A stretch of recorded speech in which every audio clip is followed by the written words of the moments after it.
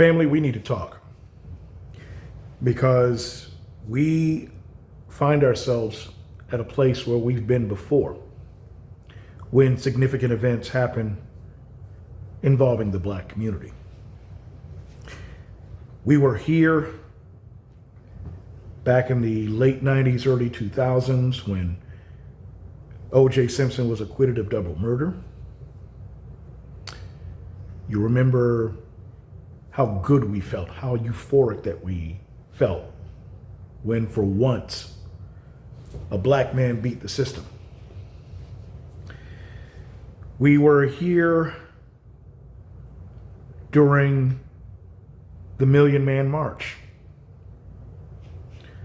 when thousands of Black men, with the support of thousands of Black women, marched on Washington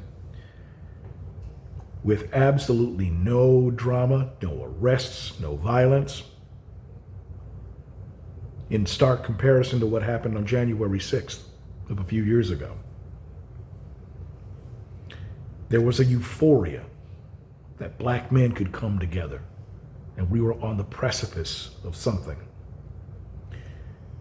2008, we found ourselves at the same place when this country elected its first Black president in Barack Obama. A few years ago, we found ourselves here when Derek Chauvin was convicted of the murder of George Floyd. And this past weekend in Montgomery, Alabama, we find ourselves once again at this same place. That place being on the cusp of doing something really significant within the Black community. We've had all these opportunities, but ladies and gentlemen, let's be quite frank. We didn't take advantage of them. We talked a big game, but we really didn't do anything. So here we are again.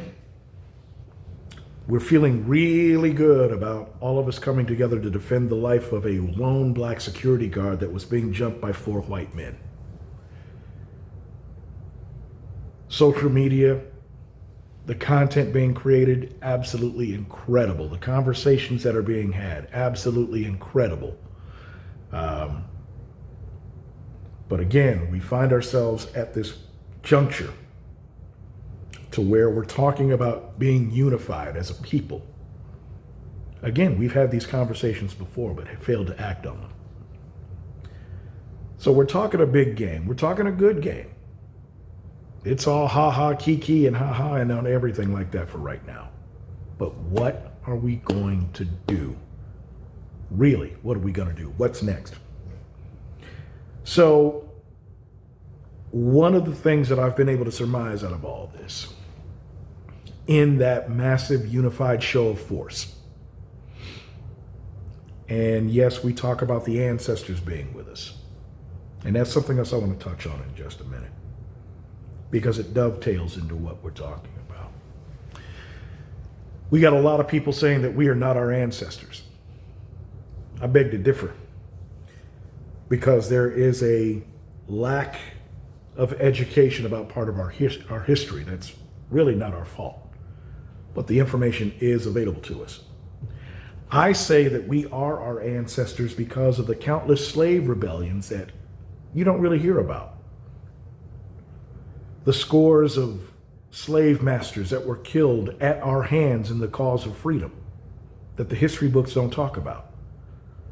But once you know about that, then yes, you will proudly claim the mantle of being our ancestors, something that I do. And they were unified in that quest for freedom, even if it came at extreme violence. So right now is the time to take the opportunity to make what happened this Saturday really mean something. Because we got a lot of people outside of the community that are perplexed as to why we are celebrating such violence. Well, I'm going to go ahead and tell you why. And this is something that a lot of people can relate to. When you have been in an abusive relationship for a long time, and in our case, over 400 years,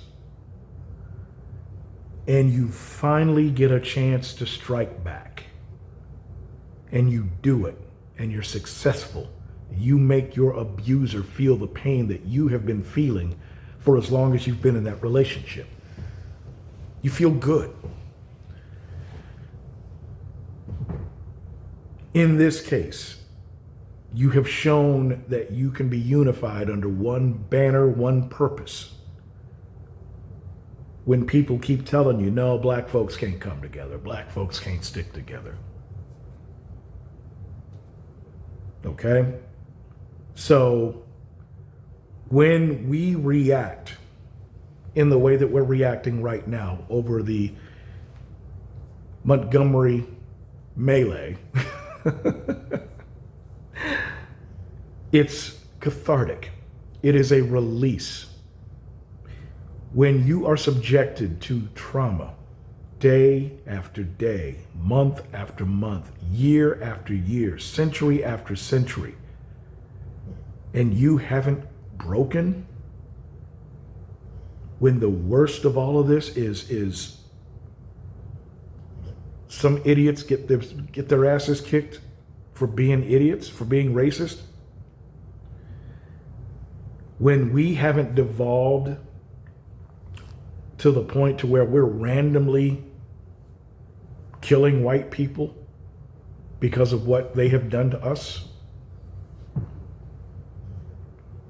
that is a strength that can't be measured. But let me circle back to my original point. We've got a lot of people talking about unity and being unified, but we haven't really done the work it takes in order to show that, in order to prove that. Because we have our own squabbles, our intrapersonal squabbles, our intraracial squabbles that we have to deal with. One of the things, and this is something that we joke about a little bit, but one of the things I've always believed in is in us acknowledging each other when we see each other. We don't have to even know each other.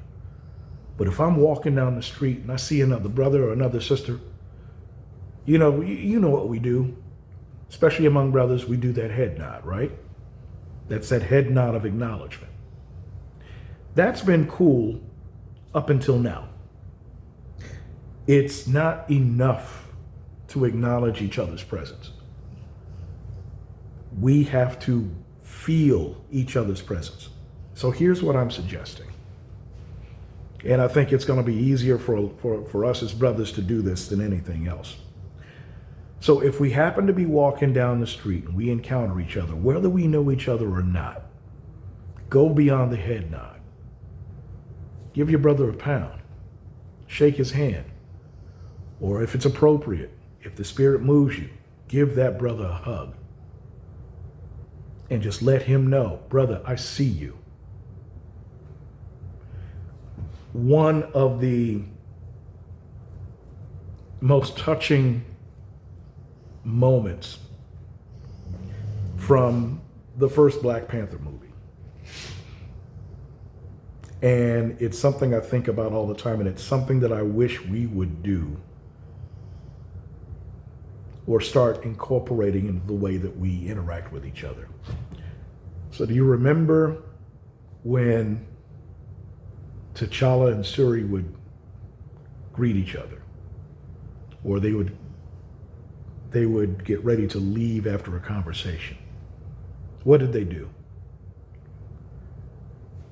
They would hold each other and they would let their foreheads touch.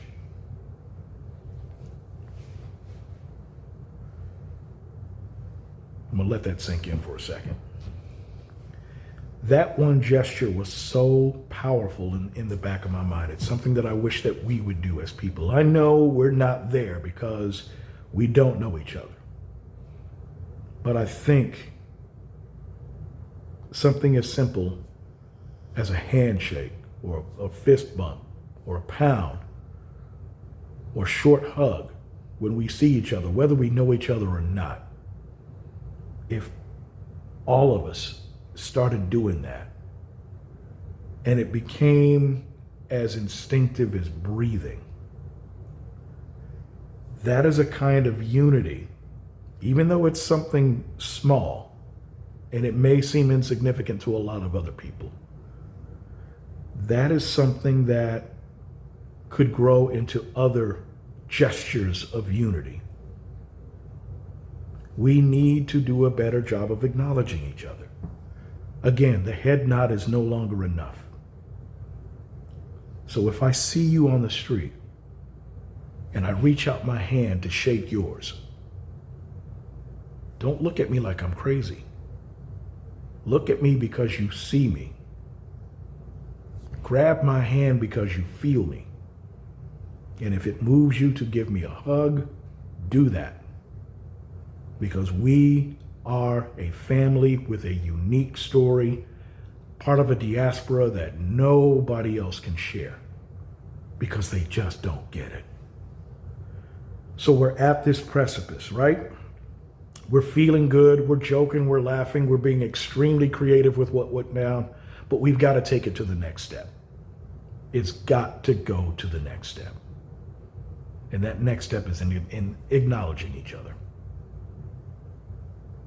So brothers, sisters, I see you.